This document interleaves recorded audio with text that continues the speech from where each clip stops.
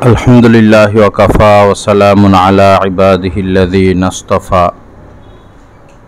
अम्मा बअद फ़अऊज़ु बिल्लाहि मिनश शैतानिर रजीम बिस्मिल्लाहिर रहमानिर रहीम कुल्लु नफ्सिन ज़ाइक़तुल मौत सदक़ल्लाहु मौलानल अज़ीम वक़ाल रसूलुल्लाहि सल्लल्लाहु तआला अलैहि वसल्लम अद्दीन वन्नसीहा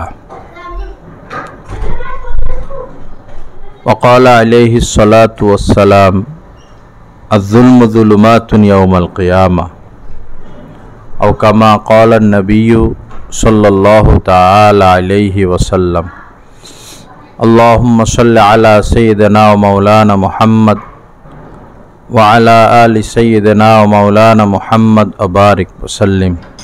अल्लाह पाक जल्ला जलालुहु आमादेर सबाइके माफ़ करे देन। अल्लाह पाक आमादेरके इस्लाहे कामिल नसीब करे देन, कामिल ईमान नसीब करे देन। अल्लाह पाक आमादेर अंतर आत्मार मध्य नूर दान करें, नूरानी एक जिंदगी अल्लाह पाक दया करे आमादेर सबाइके नसीब करे देन। माशाअल्लाह ला इलाहा इल्लाल्लाह। आमी कुराने कारीमेर एकखाना आयातेर अंश विशेष तेलाওয়াত करेছি। अल्लाह पाक जल्ला जलालुहु बोलेन जार मध्येई प्राण आछे, अर्थात प्रत्येक प्राणीकेई मृत्युर स्वाद ग्रहण करते हबे। आज नय काल, काल नय परशु আমরা কেউই এই পৃথিবীতে থাকব না এবং এই পৃথিবীও থাকবে না।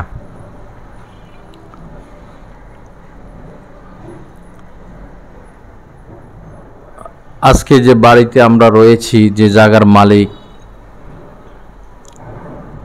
100 বছর আগে, 50 বছর আগে অন্য কেউ মালিক ছিল, আরো 50 বছর আগে অন্য কেউ মালিক ছিল, তাদেরকে আমরা হয়তো চিনিও না। আজকে আমরা মালিক, 100-200 বছর পরে আমরা যে মালিক ছিলাম, যারা ওই সময়ে মালিক হবে তারা আমাদেরকে চিনবেও না। এজন্য সম্পদের এত মায়া না করা। সম্পদ অস্থায়ী। একজন মানুষ সম্পদের মালিক সর্বোচ্চ 30 বছর, 40 বছর, 50, 60 বছর থাকে। মৃত্যু হয়ে যায় তো আরেকজন মালিক হয়ে যায়। আসল যেটা সেটা হলো নেক আমল, সৎ কাজ, তেলাওয়াত, জিকির, নামাজ, দান, সদকা, এগুলো স্থায়ী সম্পদ। মৃত্যু হলেও আল্লাহ পাক বলেছেন তাজিদুহু ইনদাল্লাহ, যে যত নেক কাজ করবে, ভালো কাজ করবে, এগুলো সব আল্লাহর কাছে বিনিময় হিসাবে পেয়ে যাবে। এজন্য মৃত্যুর প্রস্তুতি নেওয়া। একদিন আপনারা স্বামীর ঘরে এসেছেন, খুব আনন্দ উৎসব করে, লাল কাপড়, লাল শাড়ি পরিধান করে, হাতে মেহেন্দি, গলার মধ্যে স্বর্ণ, কানের মধ্যে স্বর্ণ নিয়ে সর্বদিকে শুধু খুশি আর খুশি, আনন্দ আর আনন্দ ছিল। কাহারো চোখে ওই দিন পানি নাই, সবাই খুশি। একদিন আসবে আপনাকে আবার বের হয়ে যেতে হবে এই ঘর থেকে, চিরবিদায়। ওই দিন কানে কোনো স্বর্ণ থাকবে না, গলায়ও কোনো স্বর্ণ থাকবে না।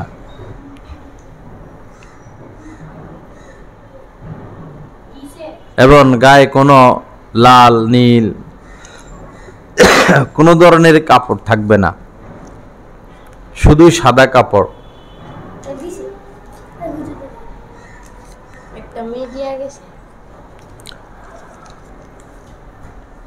সেই দিনকে না ভুলা।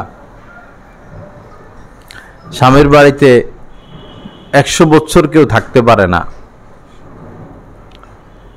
সর্বোচ্চ 40 বছর বা 50-60। এরপরে আসল যে ঘর, সেই ঘরে চলে যেতে হয়। মৃত্যুর সময় যার কালেমা নসিব হবে, তওবা নসিব হবে, তার আর কোনো ভয় নাই। এই কবর কবর না, বরং জান্নাতের বাগান। আর যদি ঈমান নিয়ে যেতে পারে কিন্তু তওবা নসিব না হয়, তাহলে তাকে তার পাপ অনুযায়ী শাস্তি গ্রহণ করতে হবে।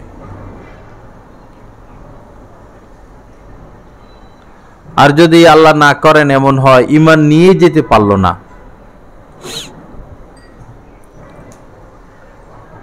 তাহলে তো তাকে খালিদিনা ফিহা, জনমকে জনম জাহান্নামের আগুনে জ্বলতে হবে। সেখান থেকে আর কোনোদিন সে বের হতে পারবে না।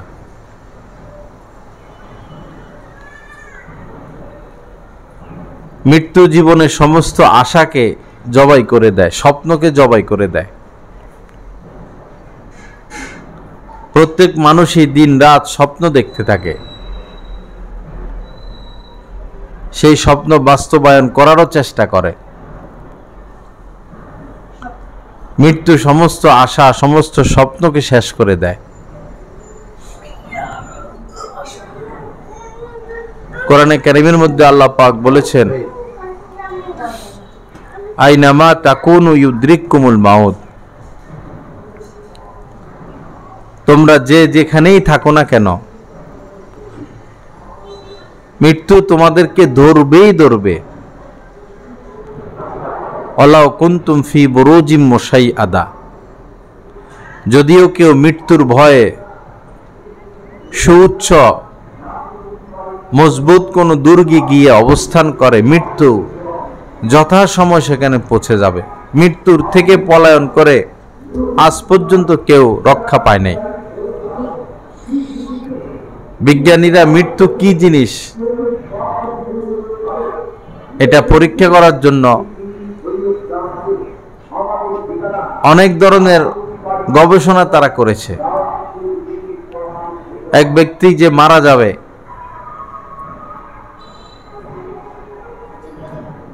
তো তাদের ধারণা যে কিছুক্ষণের মধ্যে সে মারা যাবে, তো তার প্রয়োজনীয় অক্সিজেন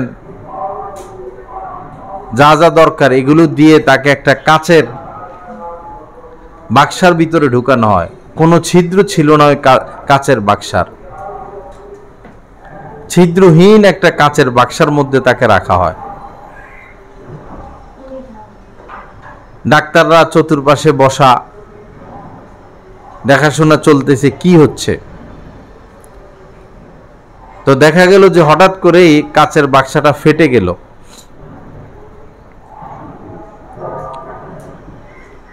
তাড়াতাড়ি তারা বাক্সা খুললো, পরীক্ষা নিরীক্ষা করলো, দেখলো যে যখনই বাক্সটা ফাটলো ঠিক তখনই সে দুনিয়া থেকে বিদায় নিল। বোঝা গেল কোনো একটা জিনিস বা কেউ এসেছে এবং কোনো একটা জিনিস তার থেকে বের হয়ে গেছে। আবার এমনও গবেষণা করছে, খুব সিন্দুক তারা বানিয়েছে লোহা দিয়া, লোহা সীসা গলাইয়া, লোহা গলাইয়া, অনেক মোটা, যেটা ভাঙাও সম্ভব না। অনেক মোটা সীসা গলাইয়া, লোহা গলাইয়া এরকম বাক্স বানানো হয়েছে। নিশ্ছিদ্র মারা যাবে এমন এক লোককে প্রয়োজনীয় অক্সিজেন দিয়ে ওই বাক্সের মধ্যে তাকে রাখা হয়। দেখা গেল যে হঠাৎ করে সেটা ফেটে গেল, আপনাতেই ফেটে গেল। তারা বাক্স খুলে দেখলো যে যখনই এটা ফাটলো মূলত তখনই তার ইন্তেকাল হয়ে গেল। আমি আপনি এই পৃথিবীতে থাকতে পারবো না। যখন কোনো মানুষের মৃত্যু হয় আর সে যদি নেককার হয়, তার রূহ আর উপরে চলে যায়, ইল্লিয়িনে চলে যায়। আর যদি সে জাহান্নামী হয় তার আত্মাটা সিজ্জিনে চলে যায়, নিচে চলে যায়।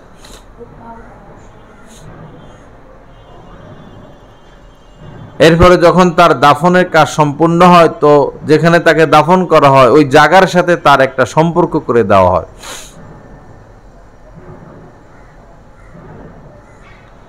যিনি নেককার, আল্লাহ ওয়ালা, আল্লাহ ওয়ালি, ফেরেশতা এসে তাকে সালাম দেয়, ইজ্জতের সাথে তাকে দুনিয়া থেকে নিয়ে যায়। আর যারা বদকার, অনেক সময় দেখবেন পাপী মহিলা, পাপী পুরুষ মারা যাওয়ার আগে অনেক ছটপট করে, চোখ ঘুরাইতে থাকে, হাত পা আছাড় মারে, বসে শুয়ে যায়, অনেকে আছে ছুটোছুটিও করে, গড়াগড়ি করে, যদি শক্তি থাকে, গলা শুকাইয়া যায়। অর্থাৎ যারা পাপী, মৃত্যুর আগে কিছুক্ষণ আগে ফেরেশতারা বিবস্ব আকৃতি, একবারে কুৎসিত আকৃতি নিয়ে, ভয়ঙ্কর আকৃতি নিয়ে আসে।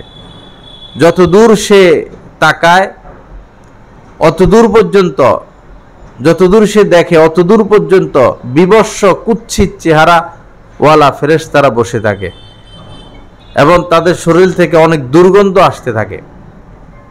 তারা চট নিয়ে, দুর্গন্ধযুক্ত চট নিয়ে আসে। তো এই ব্যক্তি এখনো জীবিত, সে এগুলো দেখতেছে, এগুলো দেখে সে ছটপট ছটপট করে, পলানোর চেষ্টা করে। আল্লাহর হাতের থেকে, আল্লাহর থাবা থেকে কেউ পলাইতে পারে না।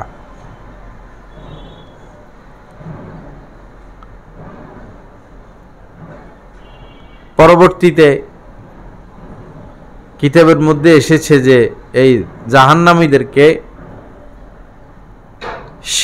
শিক কাবাব যারা দোকানে বিক্রি করে, ওই শিককে যেভাবে পরিষ্কার করে, একটা ন্যাকড়া দিয়ে শিককে চেপে ধরে আর আরেক পাশ দিয়ে এই শিকটা টান মারে, ঠিক এই জাহান্নামী ব্যক্তিকে চিপাইয়া তার শরীর থেকে তার আত্মাটাকে বের করে এবং ওই দুর্গন্ধযুক্ত চটের মধ্যে তার আত্মাটাকে নিয়ে উপরে উঠার চেষ্টা করে। কিন্তু আসমান জমিন তার উপর লানত করতে থাকে, তার আত্মা নিয়ে উপরে কেউ যেতে পারে না। তখন তাকে সিজ্জিনে রাখা হয়, নিচে রাখা হয় এবং তার আত্মার উপরে তাকে শাস্তি দিতে থাকে। আল্লাহ পাক এই বেঈমানদের মতো মৃত্যু থেকে আমাদেরকে হেফাজত করেন। হযরতে নূহ আলাইহিস সালাতু ওয়াস সালাম, হযরতে ঈসা আলাইহিস সালাতু ওয়াস সালামের কে আল্লাহ পাক মুজিজা দিয়েছিলেন, তিনি মৃত ব্যক্তিকে জীবিত করতে পারতেন। এটা খাও।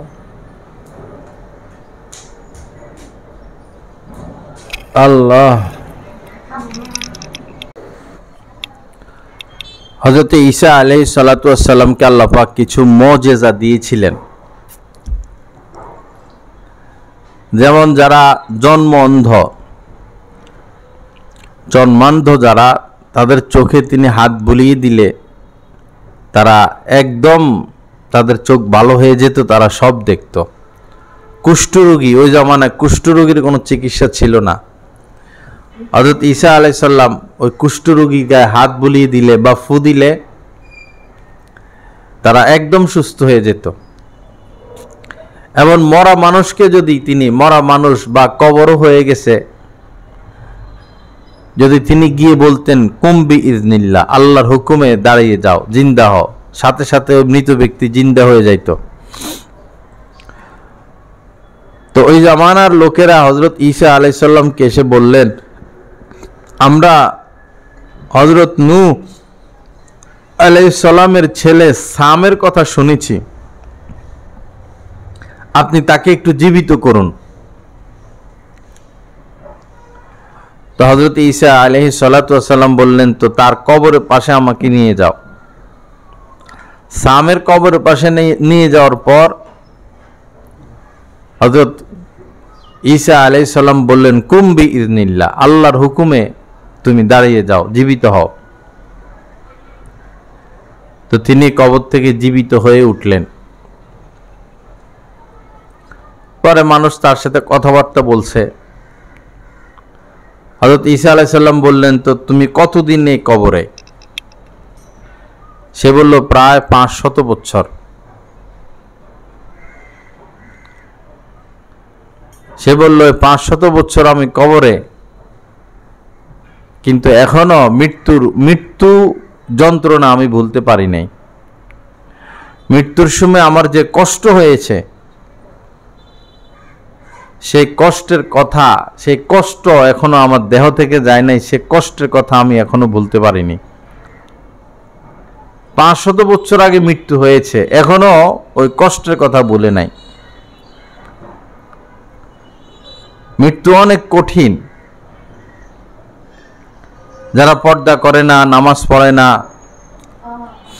গান বাজনা দেখে, অশ্লীলতা করে, পরপুরুষের সাথে উঠা বসা করে, মৃত্যুর সময় তাদের খবর হয়ে যায়। ওই সময় আর কেউ পাশে থাকে না।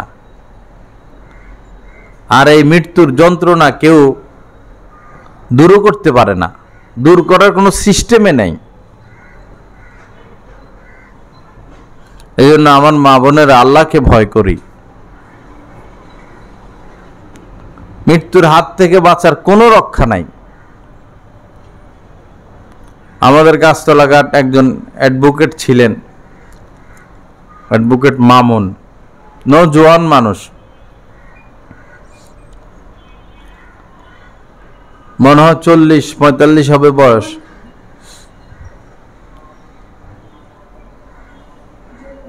বৃহস্পতিবার কিশোরগঞ্জ আদালতে গেছেন, সুস্থ মানুষ, কোনো অসুখ নাই, মাথা ব্যথাও নাই, জ্বরও নাই, একদম সুস্থ। হঠাৎ করে হার্ট অ্যাটাক করছেন আর দুনিয়া থেকে চলে গেছেন।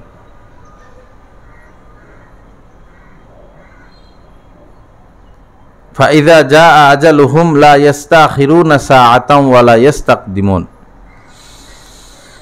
কোরআনে কারীমের মধ্যে আল্লাহ পাক বলেছেন, যথা সময়ে যখন মানুষের মৃত্যু চলে আসবে, আজালুন মানে নির্দিষ্ট সময়, সবার মৃত্যু নির্ধারিত এবং স্থানটাও নির্ধারিত।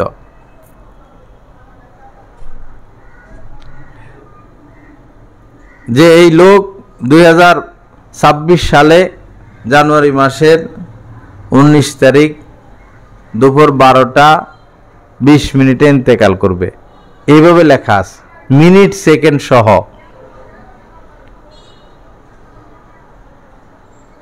এই জন্য আমার মা বোনেরা, গাফেল না থাকি। মনে যত আশা, এটা কোনোদিন পুরা হবে না। মনের আশা পুরা হওয়ার স্থান হচ্ছে জান্নাত। ওয়ালাকুম ফিহা মা তাশতাহি আনফুসুকুম ওয়ালাকুম ফিহা মা তাদদাউন নুজুলাম মিন গফুরির রহিম। কোরআনে কারীমের মধ্যে আল্লাহ পাক জাল্লা জালালুহু বলেছেন, জান্নাতে তোমরা যা তোমাদের মনে যা চাইবে তাই তোমাদের জন্য উপস্থিত করা হবে, এবং তোমরা যে কোনো জিনিসের নির্দেশ করবা সেটা তোমাদের সামনে উপস্থিত করা হবে। এটা দয়াময়, ক্ষমাশীল আল্লাহ পাকের পক্ষ থেকে আপ্যায়ন। এজন্য জান্নাতের আশা করি। দুনিয়া একজন মহিলারা কত কষ্ট করে সন্তান লালন পালন করে, সেই গর্ভে আসলেই কষ্ট শুরু হয়। 9-10 মাস কত কষ্ট, খাইতে পারে না, ঘুমাইতে পারে না, হাঁটতে পারে না, রাতকে রাত মহিলারা না ঘুমিয়ে থাকে, না খেয়ে থাকে। এরপরে যখন সন্তানটা দুনিয়াতে আসে, কত কষ্ট। এরপরে লালন পালনে আরো কষ্ট, রাতকে রাত জাগনা থাকতে হয়। কত স্বপ্ন দেখে এই সন্তানকে নিয়ে, কিন্তু বেশিরভাগ সন্তানই মা বাবার সাথে নাফরমানি করে।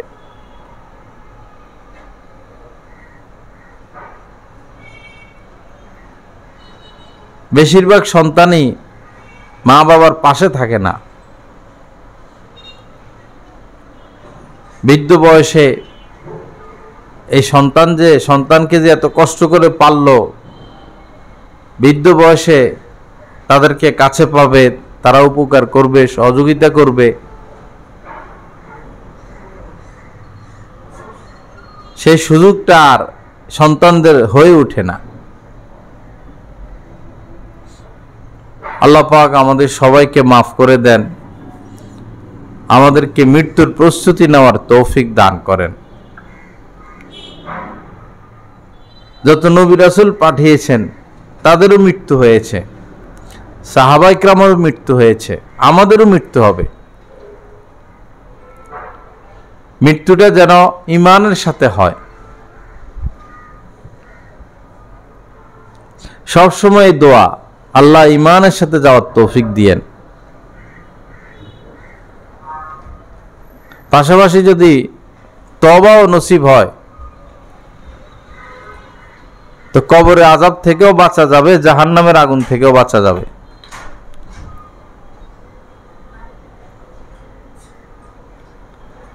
এই জন্য বেশি বেশি তওবা করা। বসো বসো বসো, এখানে হাদিস শরীফের মধ্যে এসেছে, তুবা লিমান উজিদা ফি সহিফাতিহি ইস্তিগফারান কাসীরা। যার আমলনামার মধ্যে বেশি বেশি ইস্তিগফার পাওয়া যাবে।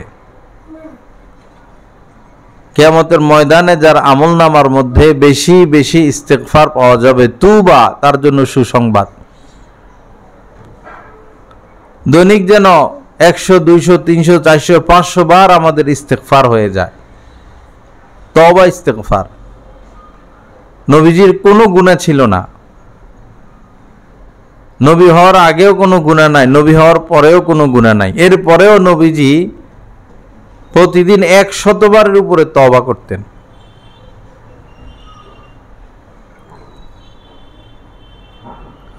আস্তাগফিরুল্লাহ, এইটা পড়ার দ্বারা ইস্তেগফার হবে, ক্ষমা চাওয়া হবে।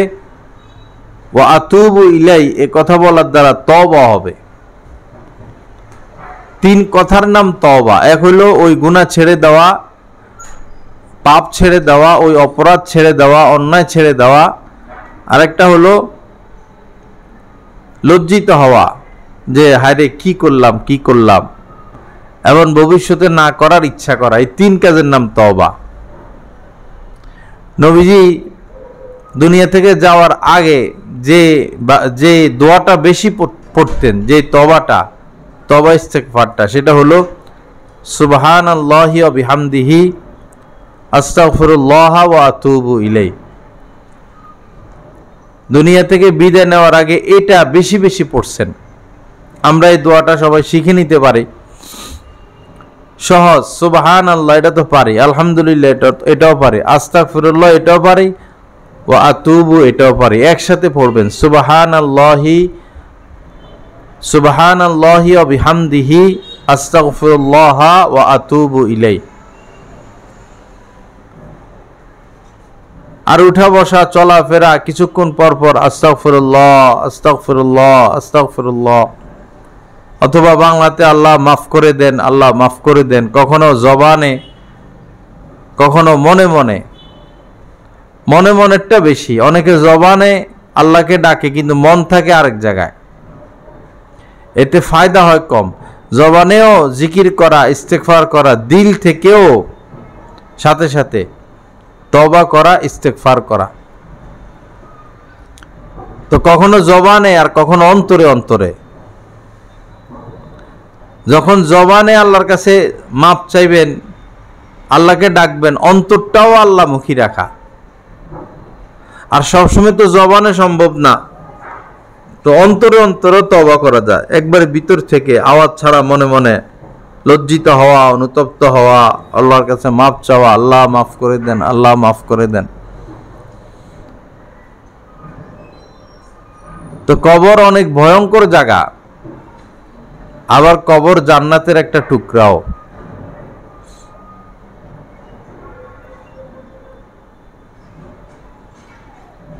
হাদিস শরীফের মধ্যে এসেছে মৃত ব্যক্তির সাথে 3 জিনিস যায়।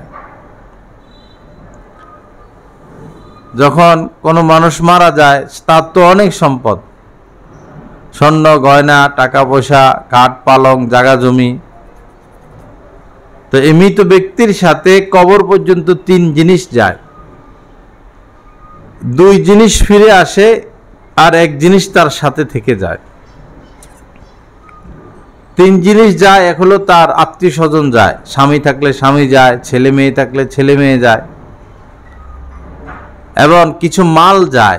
মাল বলতে যেমন এই খাটিয়া যায়, চাদর যায়, দা যায়, এরপরে মাটি কাটার যে কোদাল, খন্তা, এগুলো যায়। আর সে যে নেক আমল করছে এগুলো তার সাথে যায়। এরপরে তার কবর হয়ে গেলে 2 জিনিস ফিরে চলে আসে। এক হলো ছেলে মেয়ে, স্বামী কতক্ষণ আর কবরে থাকবে, চলে আসে। আর মালও চলে আসে, থেকে যায় শুধু নেক আমল। আপনাকে কবরে রাখার পর আপনি যদি হাজারো আর্তনাদ করেন যে স্বামী সারা জীবন তো আপনার সাথে ছিলাম, আজকে আমাকে এখানে একা একা রেখে চলে যাচ্ছেন, সন্তান কত আদর সোহাগ করলাম, আজকে কবরে মাটির নিচে আমাকে রেখে চলে যাচ্ছ, আমার সাথে একটা দিন থাকো, একটা রাত থাকো, প্রথম রাত্রটা অন্তত থাকো। কেউ শুনবে না, একাই আপনার থাকতে হবে। আল্লাহ পাক আমাদেরকে মাফ করে দেন। এরপরে মুনকার নাকির আসবে। মুনকার নাকির ফেরেশতা আসবে, এসে আপনাকে 3টা প্রশ্ন করবে। প্রথম প্রশ্ন হলো মান রব্বুকা, তোমার রব কে? মৃত্যুর পর শুধু একটা ভাষা থাকবে। দুনিয়াতে বহু ভাষা, সমস্ত ভাষা আল্লাহ পাকই আবিষ্কার করেছেন। সমস্ত ভাষা হযরত আদম আলাইহিস সালাম জানতেন। ওনার সন্তানেরা এক একজন এক এক ভাষা গ্রহণ করছে।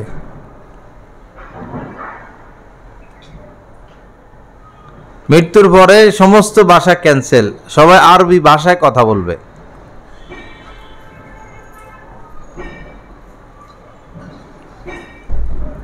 তো ফেরেশতারা এসে বলবে যে মান রব্বুকা, তোমার রব কে? অমা দীনুকা, তোমার দিন কি? অমান হাযার রাজুল, এই লোককে, নবীজিকে দেখাইয়া বলবেন যে উনি কে। তো যে নেককার, যে মহিলা পর্দা করত, নামাজ পড়তো, আল্লাহকে ডাকতো, জিকির আজগার করতো, হালাল খাইতো, পরপুরুষের সামনে যাইতো না, বিভিন্ন অনুষ্ঠানে যাইতো না, নেক মহিলা, সে সুন্দর মতে আরবিতে উত্তর দিয়ে দিবে। বলবে রব্বি আল্লাহ, আমার রব আল্লাহ, দীনি আল ইসলাম, আমার দিন হচ্ছে ইসলাম, হাদা রসুল্লাহ, তিনি আল্লাহর রসুল, আরবিতে উত্তর দিয়ে দিতে পারবে। কিন্তু যারা বদকার তারা উত্তর দিতে পারবে না। তখন এই কবরের সাথে জাহান্নামের একটা সম্পর্ক করে দেওয়া হবে।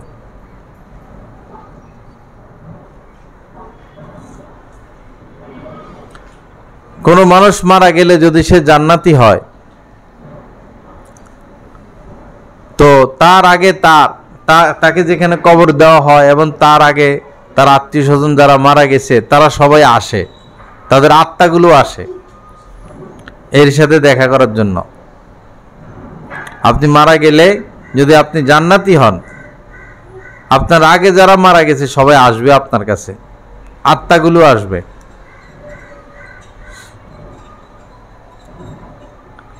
পরে সবাই নিজের এই মৃতরা ছেলের খবর নিবে, মেয়ের খবর নিবে, আমার মেয়ের বিয়ে হয়েছে কিনা, আমার ছেলের কি খবর,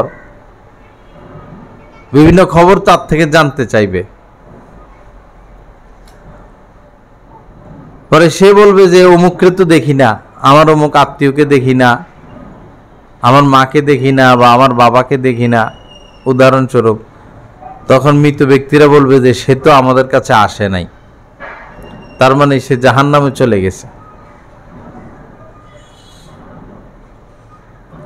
দুনিয়াতে বিপদে পড়লে, ফেল করলে, একবার ফেল করলে আবার পাস করা যায়, আবার ফেল করলে আবার পাস করা যায়, আবারও ফেল করলে পাস করা যায়। আখিরাতের জগতে একবার ফেল করলে আর পাস করার কোনো সিস্টেম নাই।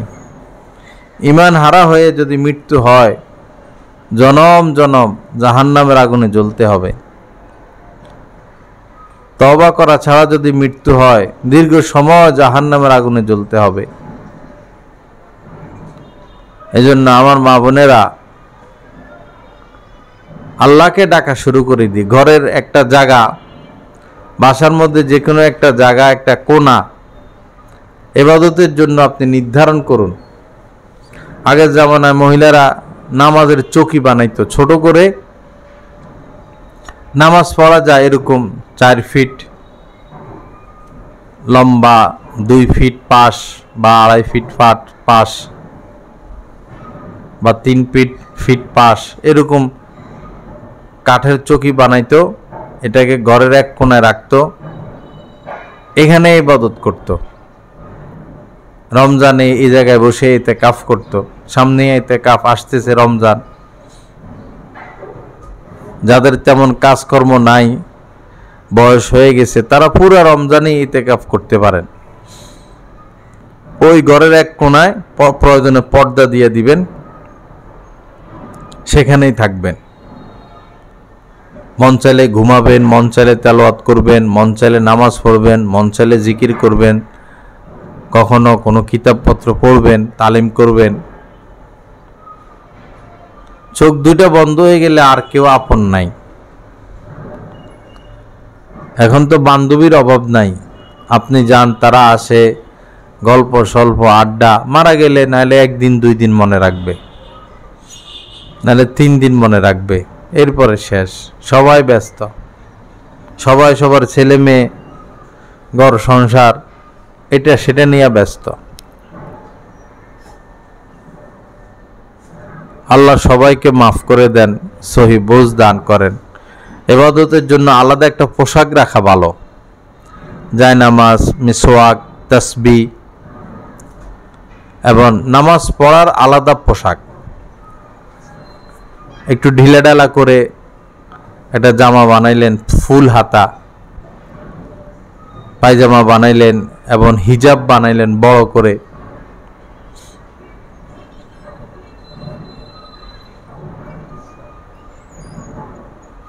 শাড়ি পরে যদি নামাজ পড়া হয়, যদি নামাজ পড়া অবস্থায় এই শরীরের সামনের সাইড বা পিছনের সাইড উন্মুক্ত হয়ে যায়, খুলে যায়,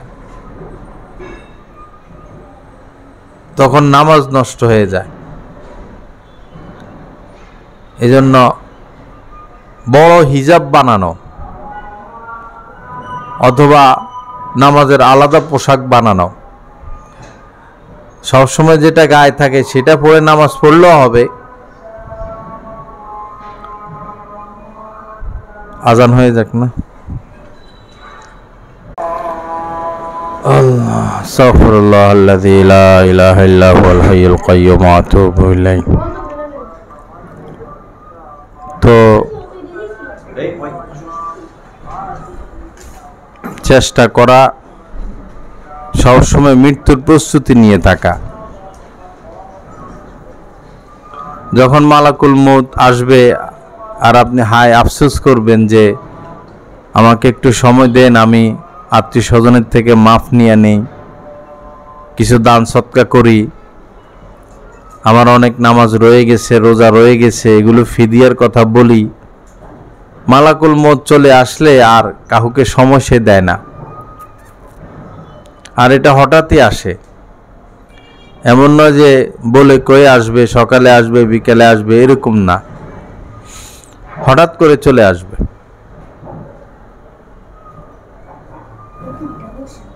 বনি ইসরায়েলের এক ব্যক্তি ছিল, খুব প্রভাবশালী ধনী মানুষ। টাকা পয়সা কামানো আর আমোদ প্রমোদ ছাড়া আর কোনো কাজ ছিল না তার। নাচানাচি, আনন্দ।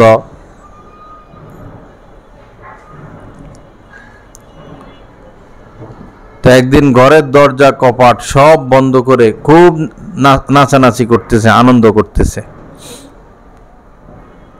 সে তো জানে না যে তার মৃত্যুর সময় হয়ে গেছে। বহু মানুষই মদ খাওয়া অবস্থায় মারা যায়,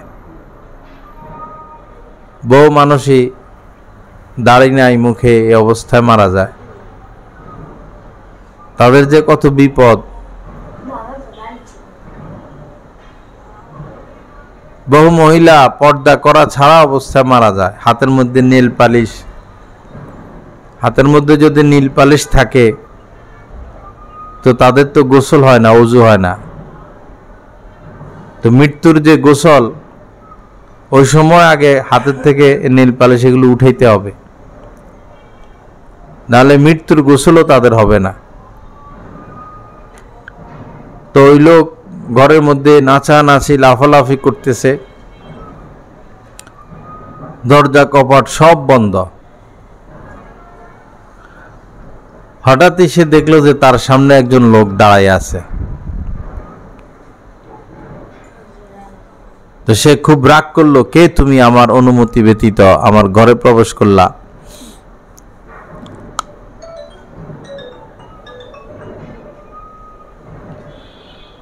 সে বলল যে কাহারও ঘরে যাইতে আমার অনুমতি লাগে না। প্রথমে বলল যে তুমি আমার কে, তুমি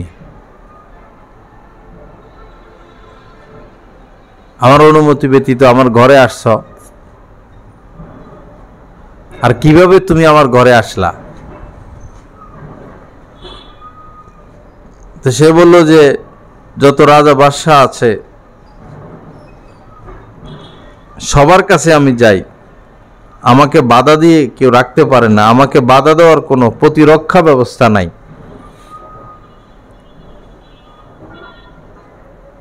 আমি যথাসময়ে উপস্থিত হয়ে যাই। তখনই তার একটু আন্দাজ হয়ে গেল। পরে সে বলল, তার মানে তুমি কে? বলল, আমি মালাকুল মউত, তোমাকে নেওয়ার জন্য আসছি। তখনই তার হাত পা কাঁপা শুরু হয়ে গেল। পরে সে কাকুতি মিনতি করে, এখন তো আর কিছু করার নাই, মানুষ হইলে না গুলি করে মারত। মালাকুল মউত তো তার সামনে দৃশ্যমান হয়েছেন, কিন্তু তারা তো আসে অদৃশ্য হয়ে, তাদেরকে ধরা ছোঁয়া যায় না। পরে সে বলল, তো আমি তো জীবনে কোনো ভালো কাজ করি নাই, নামাজ পড়ি নাই, রোজা রাখি নাই, দান সৎকা করি নাই, পাপের কাম ছাড়া আর কিছুই করি নাই। আমাকে একটু সময় দেন, অন্তত আমি কিছু দান সৎকা করি। না, প্রথমে বললো আমাকে একটু সময় দেন, আমি আমার সম্পদ টাকা পয়সার হিসাব নিকাশ বুঝিয়ে দিই। বললো অনেক সময় দেওয়া হয়েছে, আর সময় দেওয়া হবে না। পরে সে বললো, তাহলে অন্তত এতটুকু সময় দেন যে আমি কিছু দান সৎকা করি। বলল, না, সেই সময় আর দেওয়া হবে না, বহুত সময় দেওয়া হয়েছে। পরে সে নিরুপায় হয়ে বলল, তা আমাকে এখন কোথায় নিয়ে যাবেন? মালাকুল মউত বলল, তোমার আমল যেদিকে তোমাকে নেওয়া হবে সেদিকে, অর্থাৎ জাহান্নামের দিকে। এই পরিস্থিতির শিকার আমাদের সবারই হতে হবে। হঠাৎই মালাকুল মউত চলে আসবে। মানুষ পাকায়, দুপুরে খানা টানা পাকায়, যে পাকায় সেই অনেক সময় খাইতে পারে না। বিদেশ থেকে বিল্ডিং করে, কত কষ্ট করে টাকা পয়সা কামাইয়া বিল্ডিং করে, নিজের বিল্ডিংয়ে নিজে উঠতে পারে না। বিয়ে করে, স্ত্রী নিয়ে গাড়ি নিয়ে আসতেছে আজকে নিজের বাড়িতে, পথে গাড়ি অ্যাক্সিডেন্ট, স্ত্রীও মারা যায়, স্বামীও মারা যায়।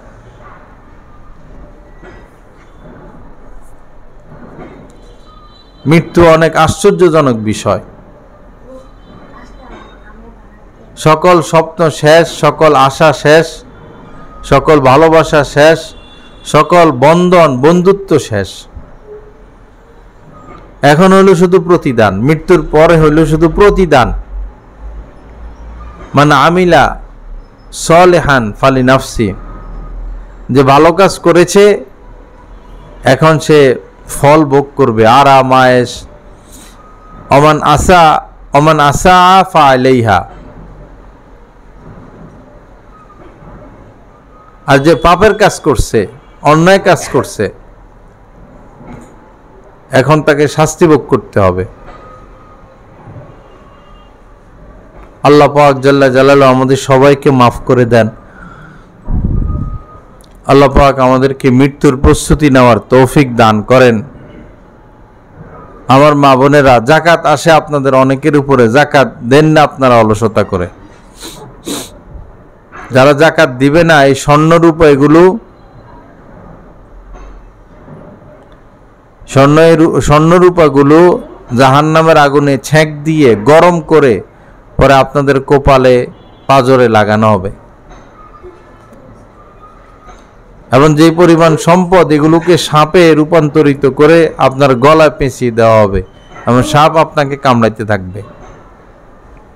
কথাবার্তা কম বলি, টেলিভিশন থেকে দূরে থাকি, মোবাইল টিপি থেকে দূরে থাকি, কোনোভাবে কোনো পরপুরুষের সামনে না যাই, আল্লাহকে ভয় করি। আল্লাহ পাক জাল্লা জালালু আমাদের সবাইকে মাফ করে দেন। যা কিছু আলোচনা হলো এগুলোর উপর আমাদেরকে আমলের তৌফিক দান করেন। স্বামীর কথা শোনার চেষ্টা করবেন। স্বামীর সাথে তর্ক, বাড়াবাড়ি, হাতাহাতি, শাশুড়ি শ্বশুর দেবর ননদ এদের সাথে ঝগড়া, এগুলো করবেন না। ভদ্র থাকার চেষ্টা করবেন, ধৈর্যশীল হবেন। যে যাই বলুক মাটি কামড় দিয়ে পড়ে থাকবেন।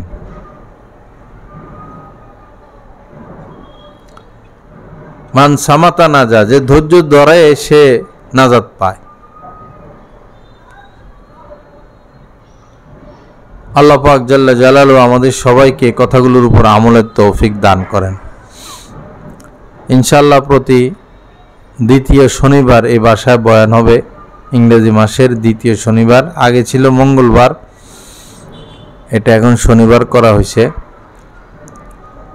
আপনাদের আত্মীয় স্বজন, বন্ধু বান্ধব, বান্ধবী যারা আছে এই দিনে দাওয়াত দিয়ে সবাইকে নিয়ে আসবেন। প্রথম শনিবার হয় খন্দকার টাওয়ার, ভৈরব বাজার, আর দ্বিতীয় শনিবার এখানে। পুরা ভৈরবের সবাই যেন দাওয়াত পায়। আপনি নিজ দায়িত্বে সবাই যদি 10 জন 15 জনকে দাওয়াত দেয়, নিয়ে আসে, তাহলে আশা রাখি ইনশাল্লাহ সমাজের মধ্যে একটা পরিবর্তন আসবে। আল্লাহ পাক জাল্লা জালালু আমাদের সবাইকে কথাগুলোর উপর আমল করার তৌফিক দান করেন। ওয়া আখিরু দাওয়ানা আলহামদুলিল্লাহি রাব্বিল আলামিন ওয়া সাল্লাল্লাহু আলা নবিয়্যিল কারীম।